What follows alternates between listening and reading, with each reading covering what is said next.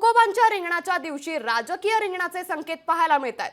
हर्षवर्धन पाटलांसमोर कार्यकर्त्यांनी तुतारी वाजवली आहे। कार्यकर्त्यांचा हर्षवर्धन पाटलांना तुतारी वाजवण्याचं आवाहनही करण्यात आलं। इंदापूरमध्ये हर्षवर्धन पाटलांच्या बॅनरवरून पक्षचिन्ह गायब असल्याचंही आता समोर येतंय। तर हर्षवर्धन पाटील म्हणतात बॅनर कार्यकर्त्यांनी लावलेत, त्यामुळे आता राजकीय वर्तुळात चर्चांना उधाण आल्याचं सध्या पाहायला मिळतंय।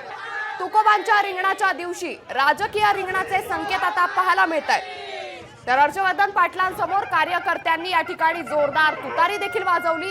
तर कार्यकर्त्यांनी हर्षवर्धन पाटलांना तुतारी वाजवण्याचं आवाहन देखील केलं। इंदापुरात हर्षवर्धन पाटलांच्या बॅनरवरून पक्षचिन्हही नेमकी त्याच वेळेस गायब आहे, त्यामुळे हर्षवर्धन पाटील बॅनर कार्यकर्त्यांनी लावलंय असं स्पष्टीकरण हर्षवर्धन पाटलांनी दिलंय। आता या सगळ्या प्रकरणामुळे सध्या राजकीय वर्तुळात चर्चांना उधाण आल्याचं पाहायला मिळतंय। तर मोठी बातमी समोर येते। तुकोबांच्या रिंगणाच्या दिवशी राजकीय रिंगणाचे संकेत पाहायला मिळाले। भाजपचे काही ठिकाणी बॅनर्स लागलेले आहेत इंदापूर शहरामध्ये, त्याच्यामध्ये भाजपचं चिन्ह किंवा भाजपचं नाव कुठेही दिसत नाहीये आणि दुसरीकडे कार्यकर्ते अपक्ष आमदार म्हणून अशा पद्धतीचे बॅनर्स लावतायत। तर काय नेमकं, आणि इथे सुद्धा आता तुतारी तुमच्या समोर वाजवण्यात आलेली आहे, त्यामुळे एक गडबड आणि एक संभ्रम आहे। काय संभ्रम वगैरे तसं काही नाहीये। शेवटी अजून निवडणुका घोषित व्हायच्यात आणि तसं काही नाही। शेवटी हा प्रत्येक कार्यकर्त्याचा आता बॅनर काय कोणाची कुणी बॅनर लावतं किंवा कदाचित कुणी न नाव टाकताही बॅनर टाकतं, त्यामुळे बॅनरचा काही विषय महत्वाचा नाही।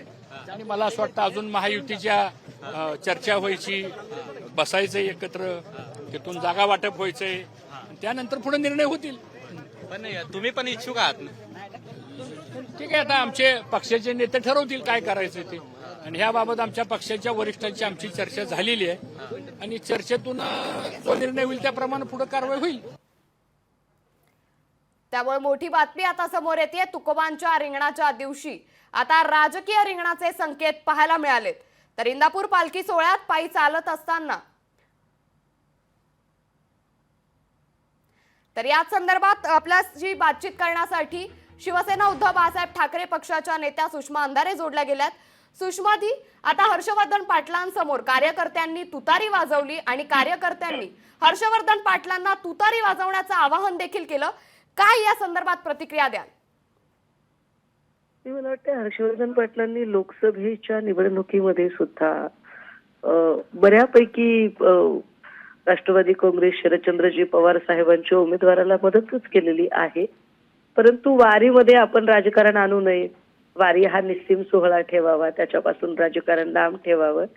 पण निश्चितपणे त्यांना त्यांचे परतीचे वेध लागलेले असावेत आणि मला वाटतं 11-12 तारखेला आपल्याला विधान परिषदेच्या निवडणुकीच्या निमित्ताने सगळं चित्र स्पष्ट होणारच आहे। नक्कीच नक्कीच ताई, धन्यवाद आपण लोकशाही मराठीला दिलेल्या या प्रतिक्रियेबद्दल। तर राजकारण लांब ठेवावं आणि परतीचे वेध लागले असावे हर्षवर्धन पाटलांना, अशी प्रतिक्रिया शिवसेना उद्धव बाळासाहेब ठाकरे पक्षाच्या नेत्या सुषमा अंधारे यांनी दिलंय। त्यामुळे आता मोठी बातमी समोर येते। तुकोबांच्या रिंगणाच्या दिवशी राजकीय रिंगणाचे संकेत आता पाहायला मिळत आहेत। हर्षवर्धन पाटलांसमोर कार्यकर्त्यांनी तुतारी वाजवली। कार्यकर्त्यांनी हर्षवर्धन पाटलांना देखील तुतारी वाजवण्याचं आवाहन केलंय। इंदापूरमध्ये हर्षवर्धन पाटलांच्या बॅनरवरून नेमकी त्याच वेळी पक्ष आणि चिन्ह गायब झाल्याचंही पाहायला मिळालंय आणि यावरती स्पष्टीकरण देताना हर्षवर्धन पाटील असं म्हणालेत की बॅनर हे कार्यकर्त्यांनी लावलेत। त्यामुळे आता या सगळ्या प्रकरणामुळे राजकीय वर्तुळात सध्या चर्चांना उधाण आल्याचं पाहायला मिळतंय। त्यामुळे मोठी बातमी सध्या समोर येते। इंदापूर पालखी सोहळ्यात पायी चालत जात असताना पालखी सोहळ्यातील तुतारी वाजवणाऱ्या माणसाला बरोबर घेत माजी मंत्री हर्षवर्धन पाटील यांच्या कार्यकर्त्यांनी तुतारी वाजवणाऱ्या माणसासोबत फोटो सेशन केल्याचं देखील पाहायला मिळालंय। त्यामुळे आता राजकीय वर्तुळात सध्या चर्चांना उधाण आलंय।